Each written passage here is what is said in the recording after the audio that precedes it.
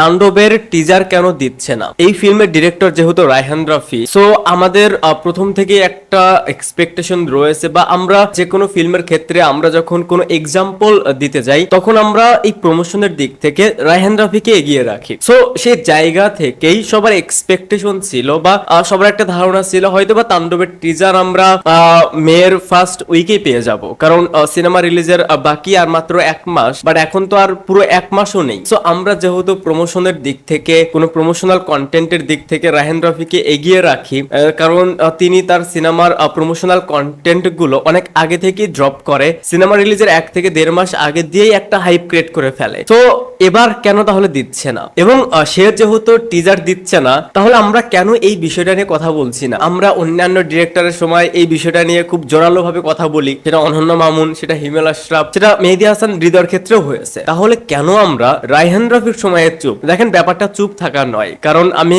গত একটা ভিডিওতে বলেছিলাম যে আমরা আরেকটু দেখি, কারণ ফার্স্ট উইকেই আসার সম্ভাবনাটা রয়েছে, যেহেতু তাণ্ডবের দ্বিতীয় লটের shooting complete. So I think হয়তো তারা ফার্স্ট উইকে একটা টিজার দিতে পারে, যেহেতু সিনেমা রিলিজের বাকি আর মাত্র 1 মাস। এইখানে দেখেন, আপনাদের যেরকম ধারণা, স্পেশালি এইটা নিয়ে ইনসাইড কিছু আপডেটও ছিল যে মের ফার্স্ট উইকেই আমরা টিজারটা পেয়ে যাব, বাট কেন আসলো না, কেন দিল না, এইটা নিয়ে কোনো আপডেট নেই। সো এই বিষয়টা নিয়ে কথা বলাটা এখন খুবই স্বাভাবিক, কারণ আমরা অন্যান্য ডিরেক্টরদের সময় কেন তারা টিজার দিচ্ছে না, আমরা যেহেতু তাদের সময় কথাগুলো বলি, সো আই থিঙ্ক এই সময়টাতেও কথা বলা উচিত। আমার তো মনে হচ্ছে যে তাণ্ডবের টিজার তারা এখনো রেডি করতে পারেন, যেহেতু তাণ্ডবের দ্বিতীয় লটের শুটিং কমপ্লিট, এইখানে ইন্ডিয়াতে শুটের কথা ছিল, বাট বর্তমান যে পরিস্থিতি, যে সিচুয়েশন, সেইটার কারণে সম্ভবত ইন্ডিয়াতে আর শুট হবে না তাণ্ডবের। শোনা যাচ্ছে বাকি অংশের শুট থাইল্যান্ডে হতে পারে। এখন তারা যদি ভেবে থাকে, তাণ্ডব টিম, যে তারা আর অল্প কিছুদিনের শুট রয়েছে, সো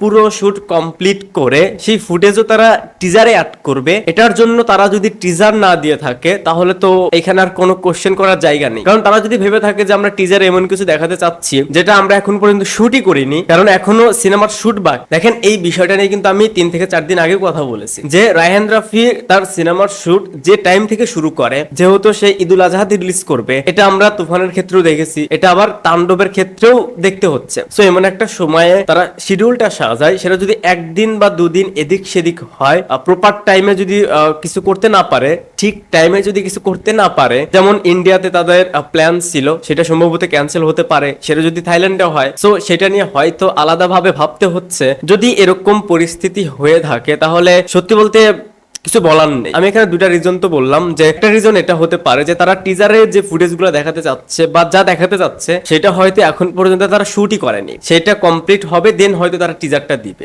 আর দ্বিতীয় রিজন হতে পারে যেহেতু ইন্ডিয়া এই শুটিং প্ল্যান সেটা ক্যান্সেল, সো এই বিষয়গুলোর কারণে তারা হয়তো একটু চাপে রয়েছে, যার কারণে হয়তো টিজারটা তারা রেডি করতে পারেনি। সিনেমা রিলিজের বাকি আর মাত্র 1 মাস, পুরো 1 মাসও নেই। সো এর মাঝে তো টিজার অবশ্যই আমরা পেতাম। সো এখন এই উইকটাও দেখা যাক কবে নাগাদ তারা টিজারটা দেয়, বা কোনো আপডেট তারা শেয়ার করে কিনা। তো আপনাদের কাছে কি মনে হয়, তাণ্ডবের টিজার কেন দিচ্ছে না?